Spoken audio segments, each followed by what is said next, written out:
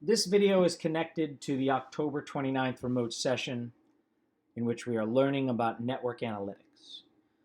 Remember that network analytics use line networks, most commonly roads, but really any sort of connective network of polyline features, like rivers and water network, or even a more abstract one like a social network.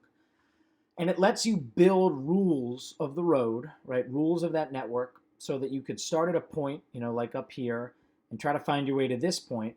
And instead of going in a straight line like the bird flies, you'd have to actually follow the road network. And we spent the last 3 or 4 videos really building those networks up. So that was really how we focused our energy prior to this. And now that we've done that, we need to leverage the sort of rules of the road that we've built to actually run analytics.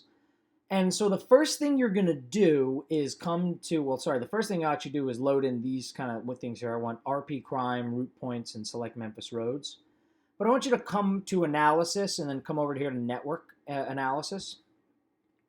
And if you open it, you'll see a couple of things that we're about to run over the next 3 videos. Service area, route, and closest facility. But more importantly, for what I'm about to discuss, you'll see this, network data source. Now, yours might actually be different. I opened and started a new map here. Yours, if you created your network data set in Pro, might actually say that as the network data set.